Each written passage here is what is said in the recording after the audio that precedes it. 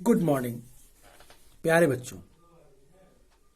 Today we are going to read your second chapter, Trade and Territory. In this chapter we will read about the history of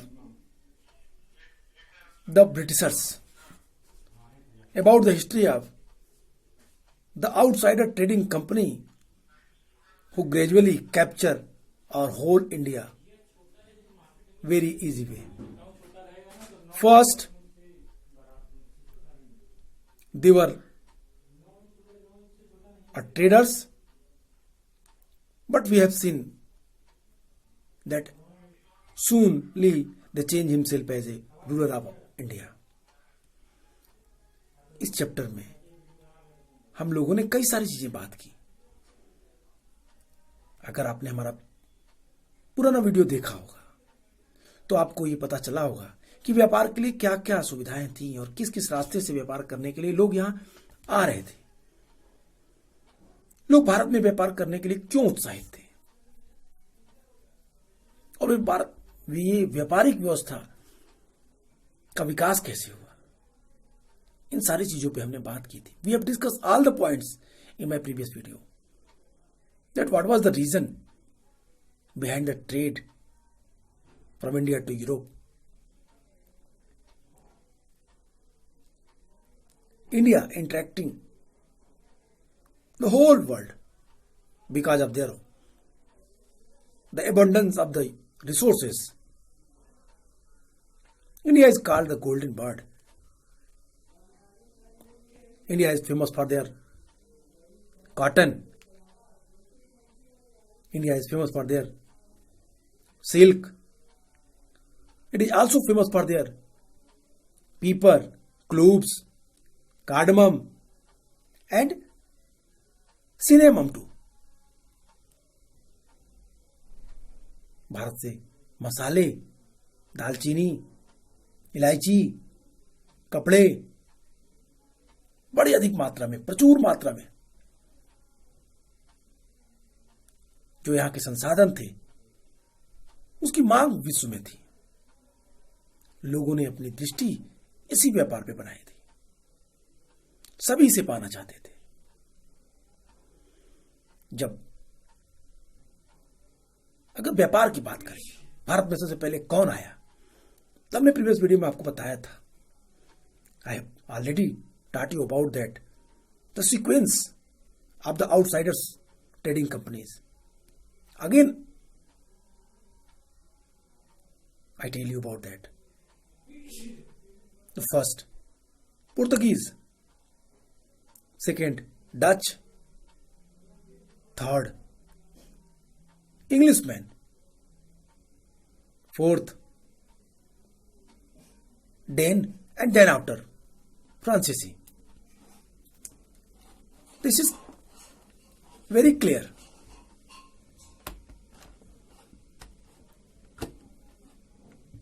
That what was their aim? Everyone want the income, the huge income, the cheap income. आसानी से मिल जाने वाला लाभ सभी चाहते थे. सबने भारत में व्यापार किया. लेकिन ये व्यापार कब भारत से शुरू हुआ, इस पे बात करना जरूरी है. You have to know about that. When it was started first time.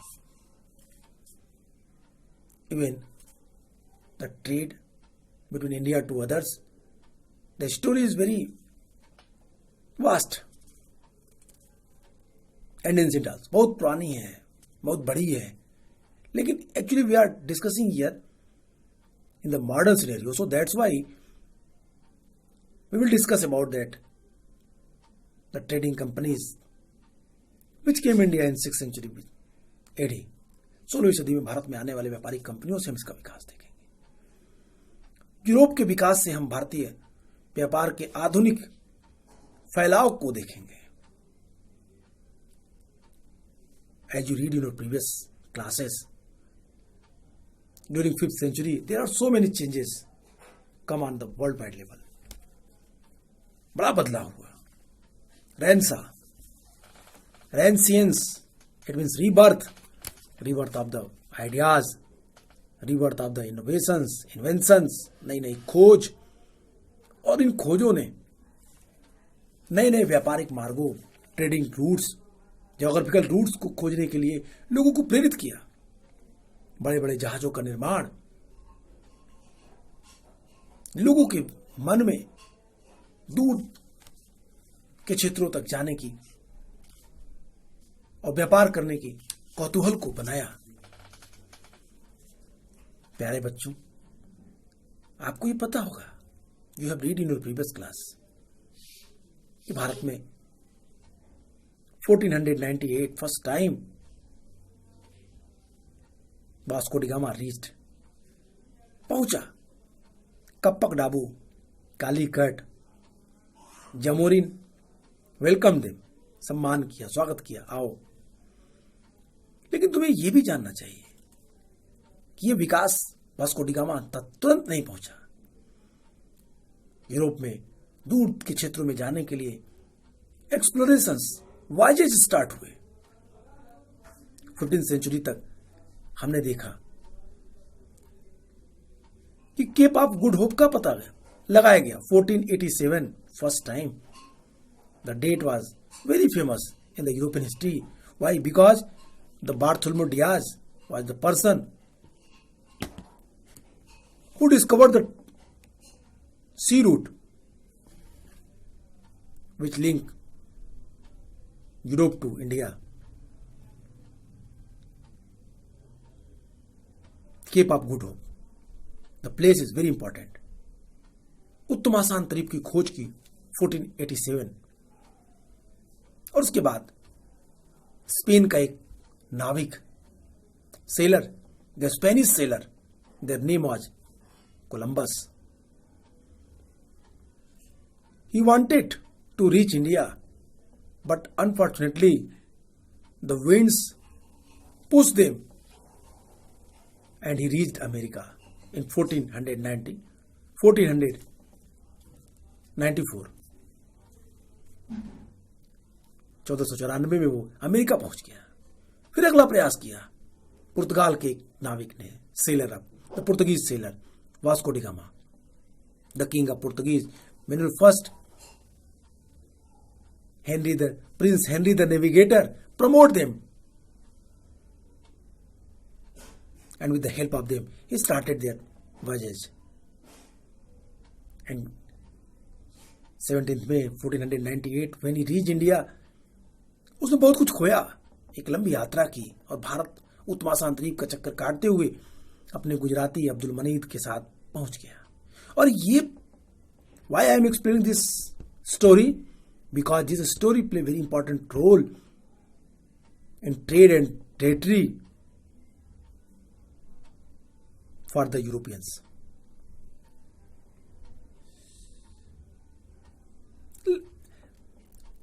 You have to think about that.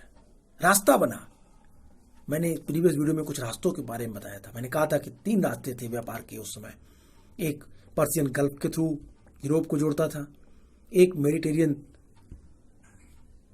सी के थ्रू यूरोप को जोड़ता था, और एक लैंड रूट थी जो नॉर्थ वेस्ट फ्रंटियर के थ्रू रसिया होते हुए, बाल्टिक सी को क्रॉस करते हुए, जिनेवा, इटली, ऑस्ट्रिया होते हुए यूरोप को जोड़ता था। लेकिन यहां पे एक नया रूट खोजा गया, क्योंकि तीनों रूट की अपनी अलग अलग प्रॉब्लम्स थी। 1453 में जो सबसे सेफ रूट था, पर्शियन गल्फ की रूट, उस पे टर्कीज, तुर्कों का अधिकार हो गया। बिना तुर्कों के परमिशन के कोई भारत में व्यापार नहीं कर सकता था। इसी तरीके से मेडिटेरियन सी पे इटली वासियों का अधिकार था, बिना उनके परमिशन के कोई अंदर नहीं आ सकता था। लेकिन प्रॉब्लम यह थी, इटली वाला रूट काफी दुर्गम था। रास्ते में सी रूट्स में कुआसे भरे थे, जहाजों का चलना मुश्किल था। इसलिए एक सबसे महत्वपूर्ण सेफ रूट की खोज थी, और वो खोज पूरी हुई बार्थोलोमेव डियाज के द्वारा 1487 में। और यूरोपियंस को एक नया रूट मिल गया भारत में व्यापार करने का, सुरक्षित रूट मिल गया भारत में व्यापार करने का। और ये रूट फिर विदेशी कंपनियों के भारत में आगमन का मार्ग प्रशस्त किया, और यहीं से भारत में विदेशी कंपनी आने शुरू हुई। इसीलिए भारत में पहली कंपनी पुर्तगीज थे, पुर्तगाली थे, फिर उसके बाद फिर उसके बाद डच, फिर उसके बाद अंग्रेज, और फिर उसके बाद डेन और फ्रांसीसी भारत में आए। एक क्रम दिखा। चूंकि आपके चैप्टर में हमें ब्रिटिशर्स को पढ़ना है, ब्रिटिशर्स को फोकस करना है, ब्रिटिश ईस्ट इंडिया कंपनी को पढ़ना है, इसलिए हम अब आपको चैप्टर में जोड़ते हैं। अब स्टोरी का है, so let's come.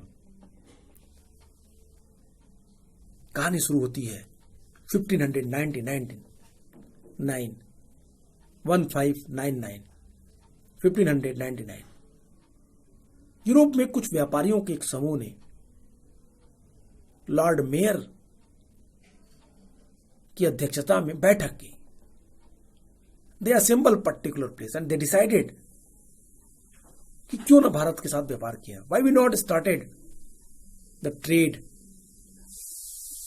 From East Indies countries, पूर्वी देशों के साथ व्यापार किया जाए। बैठक सफल रही। व्यापारियों के समूह ने सहमति दी। 1599 में एक अंग्रेज कंपनी का गठन कर दिया गया।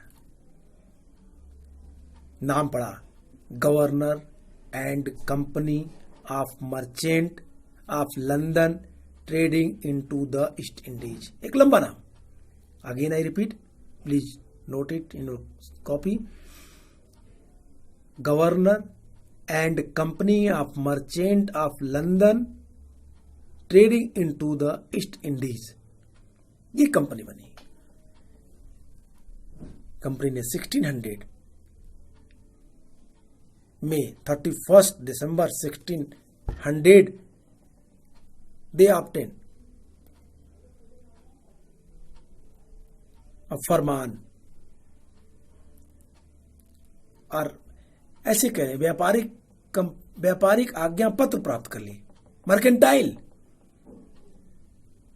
और महारानी एलिजाबेथ फर्स्ट से उन्होंने ये अधिकार पत्र प्राप्त कर लिया कि वो पूर्वी देशों में व्यापार करेंगे और कोई भी कंपनी इस कंपनी के अलावा पूर्वी देशों में व्यापार नहीं करेगी।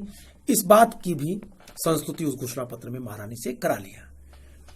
अब वो व्यापार करने के लिए स्वतंत्र थे। एक छत्र सत्ता थी उनकी पूर्व देशों के साथ व्यापार करने की, ईस्ट इंडिया कंपनी की। लेकिन they have to face some problem when they started a trade between England to India. There are other companies competed them like Estado de India, Portuguese company, like Dutch Bering de Oost Indies company, and like other British company also, जो भारत में छुपे चोरी व्यापार करते थे। And later we have seen the French East India Company also was the great competitor of the East India Company. I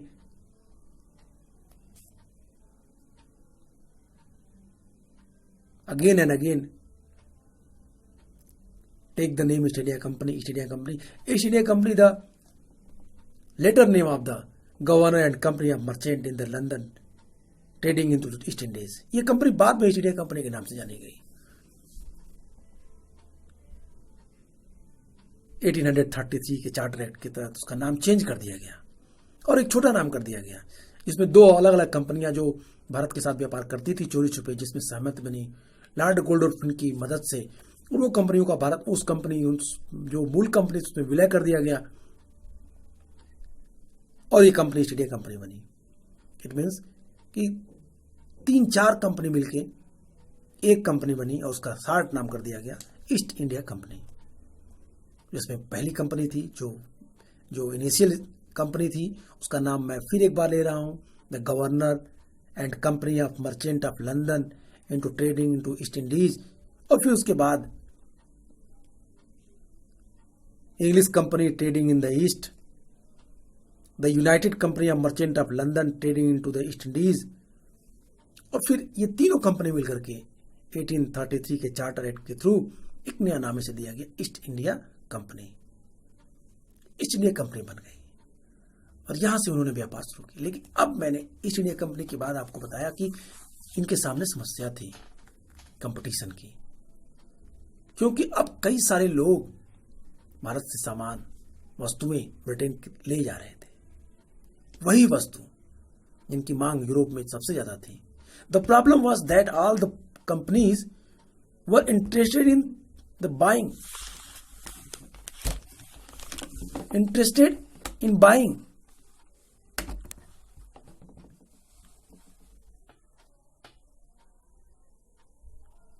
the same things.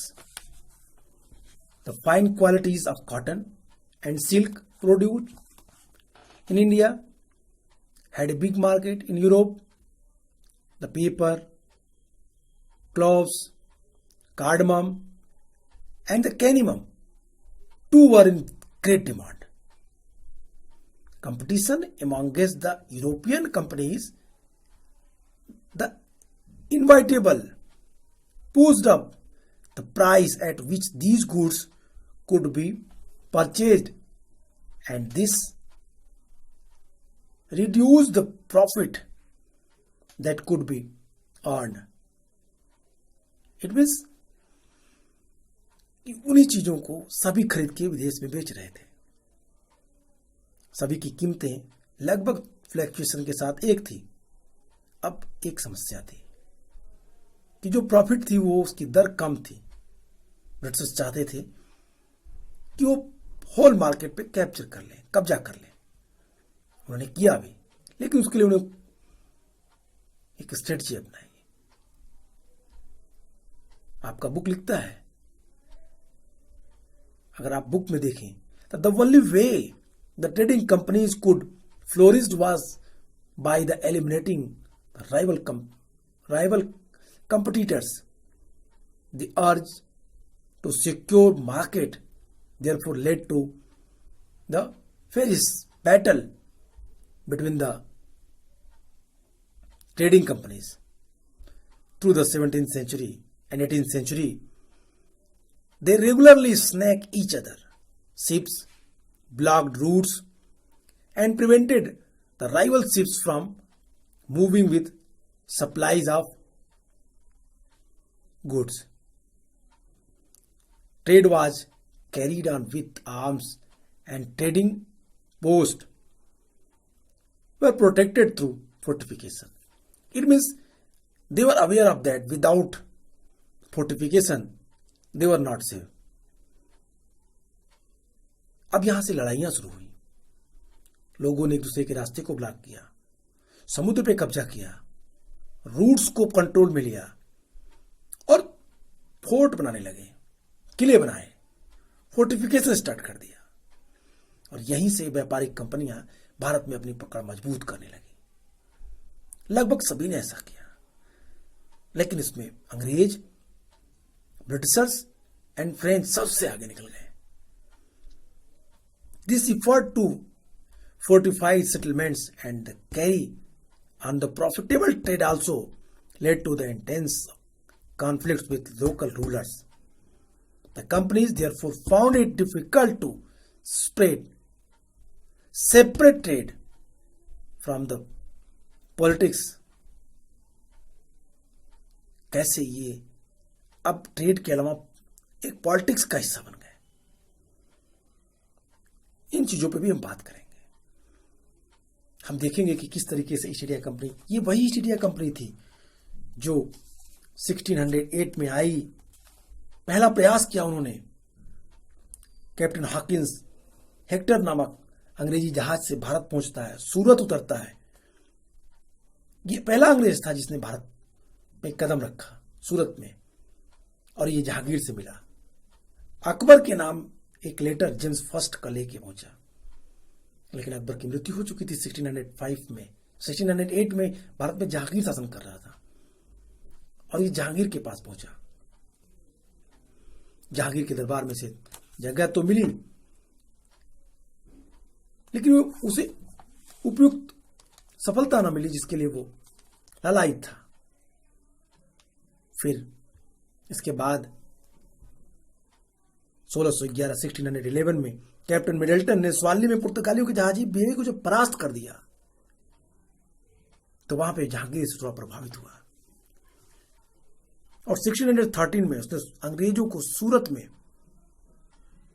अपना एक permanent factory खोलने की परमिशन दे दी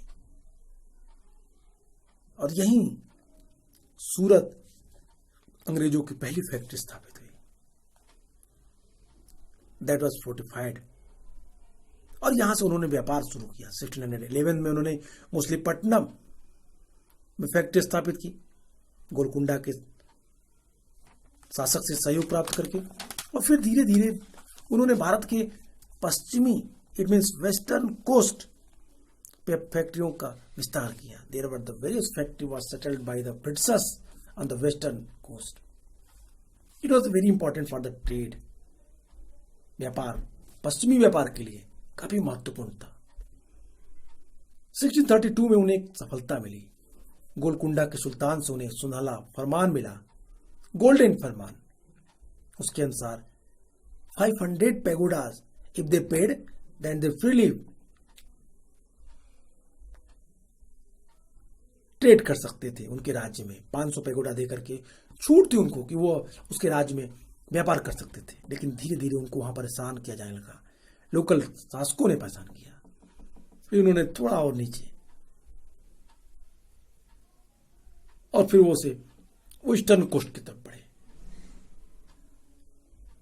बंबई की स्थापना के बाद, सूरत की स्थापना के बाद अब वो दूसरा बड़ा हब ढूंढना शुरू कर दिए और वो पहुंचे मद्रास। उन्होंने 1639 में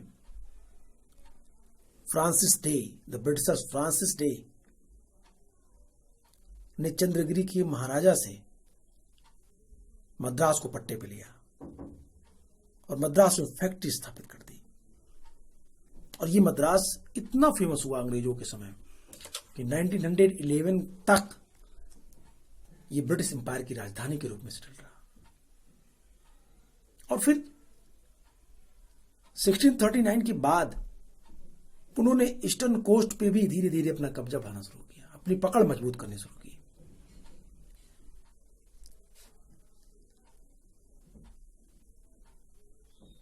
सिक्सटीन 186 में अंग्रेजों के साथ मुगल एम्परर की थोड़ी सी conflicts. Mughal emperor, powerful Mughal emperor that was Aurangzeb, he punished them. उन्हें वहां से भगना पड़ा। फिर उन्होंने माफी मांगी अंग्रेजों ने और उन्हें बंगाल